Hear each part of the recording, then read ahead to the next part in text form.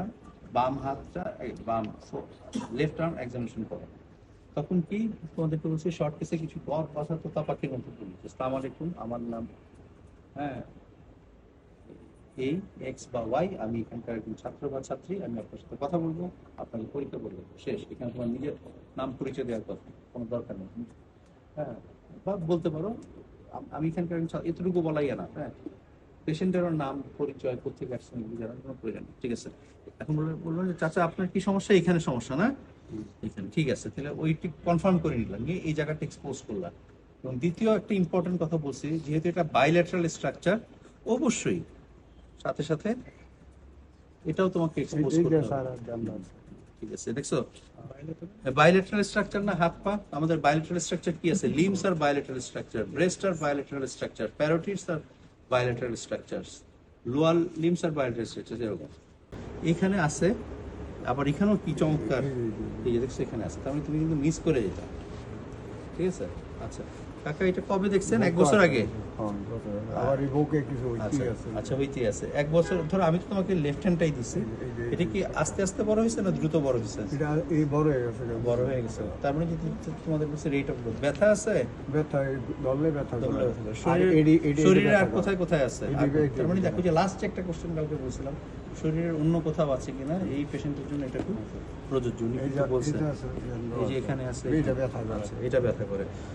আচ্ছা, তুমি যে কথাগুলি বললা, বলতে বলতে ইন্সপেকশন শেষ। ইন্সপেকশনে কি দেখলা? সাইড দেখলা, সাইজ দেখলা, শেপ দেখলা, সরি ওভারলাইং স্কিন কন্ডিশন দেখলা। ঠিক আছে, তাহলে এই সাইজ যেগুলি আমরা সার্কুলার বলবো না, যেহেতু এটা 3 ডাইমেনশনাল, আমরা যেটা সার্কুলার বা গোল মনে হয় ওটাকে সবসময় বলবো হেমিস্ফেরিক্যাল সাইজ।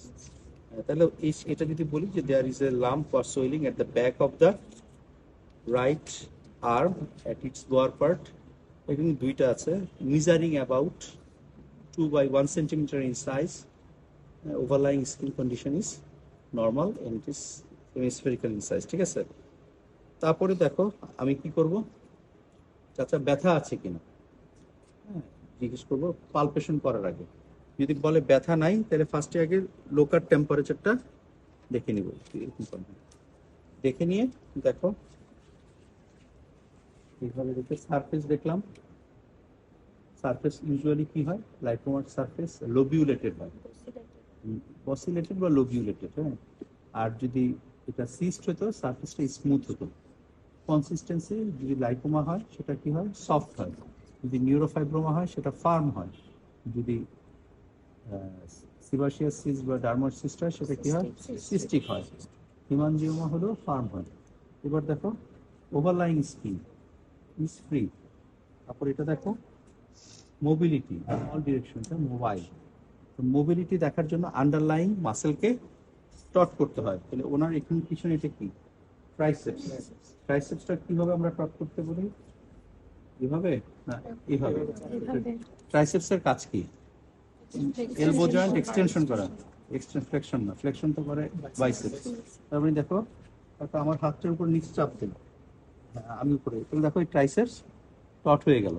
টট হয়ে যাওয়ার পরে তুমি দেখো যে এটার মোবিলিটির কোনো চেঞ্জ আসলো কিনা, না কোনো চেঞ্জ আসে নাই, তার মানে এটা it is not fix to দা।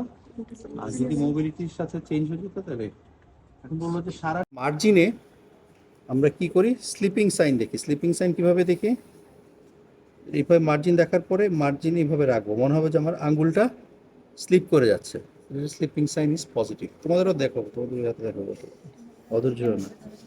এখন হলো এগুলো কম্প্রেসিবল কিনা, চাপ দিলে ঢুকে যায় কিনা, না কম্প্রেসিবল না। কম্প্রেসিবল সোয়েলিং এর এক্সাম্পল কি, হিমানজিওমা, সিস্টিক হাইগ্রোমা। মানে if you will give pressure it reduces in size, but when you withdraw the pressure it again regain it size, সেটা হচ্ছে কম্প্রেসিবল। এখন ছোট সোয়েলিং যখন আমরা ফ্লাকচুয়েশন করব, তখন আমরা তো ফ্লাকচুয়েশন এইভাবে করি, ঠিক না?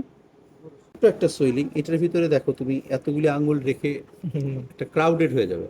তো এটার জন্য আমরা যেটা করি প্যাজেট টেস্ট, এইভাবে দিয়ে এই দিলা, দিয়ে চাপ দিলা, এটা একটা অ্যাঙ্গেলে, আবার 90 ডিগ্রি অ্যাঙ্গেলে। ঠিক আছে, তাহলে দিস ইজ কি তোমার ইয়ে টেস্ট ইজ পজিটিভ, মানে যদি ফ্লাকচুয়েশন টেস্ট যদি সিস্ট হতো পজিটিভ হতো, কিন্তু এক্ষেত্রে এটা পজিটিভ পাবা না। ঠিক আছে, তাহলে এই গেল, তাহলে এই দিক থেকে দেখ, এই দেখুন, এই দেখো এই সোয়েলিংটা, তাহলে যে ইন্সপেকশনে কি দেখলাম, there is a hemispherical swelling at the posterolateral part of the right arm near the elbow joint, measuring about 3 by 2 centimeter in size. Overlying skin condition is normal. ওভারলাইং স্কিনে কি কি চেঞ্জ আসতে পারে? যদি সিবাসিয়াস সিস্ট থাকতো তাহলে কি একটা ডটের মতো থাকতো, যদি ইনফ্লামেটরি লাম্প হতো রেডেনিং থাকতো, ঠিক আছে। এখন দেখো আমি বললাম যে চাচা ব্যথা আছে কিনা, ব্যথা নাই। ফার্স্টে local temperature not raised, skin fixity দেখে নাও, কারণ এগুলো আমাদের ভুল হয়, এগুলো স্কিন ফিক্স। তারপর সারফেস দেখো, কনসিস্টেন্সি দেখো, এইভাবে মার্জিন দেখো, মার্জিন দেখার সময় দেখো মনে হচ্ছে যে মার্জিনে হাত দিলে এটা সরে যাচ্ছে, এটাকে স্লিপিং সাইন, স্লিপ খেয়ে পড়ে যাওয়া, SLIPPI। তাহলে এখন হ্যাঁ মার্জিনটা দেখো, এইভাবে যদি মার্জিনে হাত দাও মনে হবে এটা কি সরে যাচ্ছে, ঠিক আছে। এবার এটা যদি দেখে এই মাসেলটা এখন দেখো, এটা ট্রাইসেপসকে টট করবো কেমন কাকা, নিচের দিকে ধাক্কা দেন, দিলে এই যে দেখো এই মাসেল, সবগুলি মাসেল কিভাবে টট করতে হয়, এটা এস দাসে আছে, দেখবা ছবি দিয়ে, ওইটা আজকে দেখে নিবা যে একদম ট্র্যাপিজিয়াস কিভাবে টট করবা, পেক্টোরালিস মেজর কিভাবে টট করবা, সেরাটাস অ্যান্টেরিয়র টট করবা কিভাবে, বাইসেপস, ঠিক আছে। এরপরে কি আমি বললাম যে ফ্লাকচুয়েশন, এই কম্প্রেসিবিলিটি এভাবে চাপ দিলে এটা বসে যায় কিনা, এটা বসে না, নন কম্প্রেসিবল। এখন আসলে আমরা কি স্যার চাপকে এক আঙুল দিয়ে দিতে এক আঙ্গুল না, পুরা এইভাবে দিব, বসে যাও। এখন দেখো তুমি এত ছোট সোয়েলিংয়ে ফ্লাকচুয়েশন এভাবে করতে পারবা না। নর্মালি ফ্লাকচুয়েশন কিভাবে করতে হয়, এই যে এভাবে ধরে ডায়াগোনাল অপোজিট, এদিকে চাপ দিলে এই কোনাকুনি এটা দিয়ে ফিল করতে হয়, এটাকে চাপ দিলে কোনাকুনি এটা দিয়ে, কিন্তু এটা ক্রাউডেড হয়ে যাচ্ছে, তাই ছোট সোয়েলিংয়ের জন্য। এবং দুইটা লেভেল পারপেন্ডিকুলার প্লেনে একবার এদিকে করে আবার আঙ্গুল ঘুরায় নি এভাবে, ঠিক তেমনি প্যাজেট টেস্ট করো, এটার পরিবর্তে এইভাবে চাপ দাও, দেখো তোমার দুইটা আঙ্গুলে কিছু ফিল হচ্ছে কিনা, আবার এটা 90 ডিগ্রিতে দিয়ে।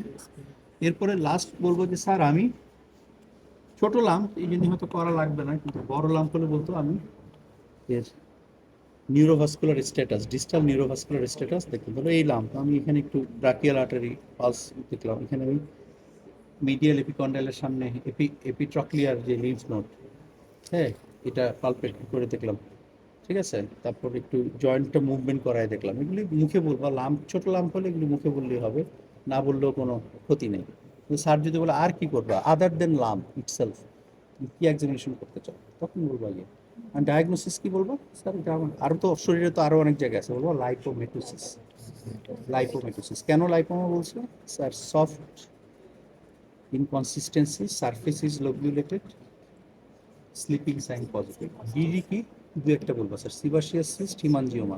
সিবাসিয়াস সিস্ট কেন না স্যার? পাংটাম নাই, এবং সিবাসিয়াস সিস্ট হলে স্কিন ক্যানট বি সেপারেটেড, কারণ সিবাসিয়াস সিস্ট উৎপত্তি হয় সিবাসিয়াস গ্ল্যান্ড থেকে, sebaceous gland is a part of skin.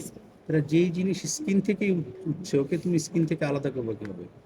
আর কি হিমানজিওমা কেন না স্যার?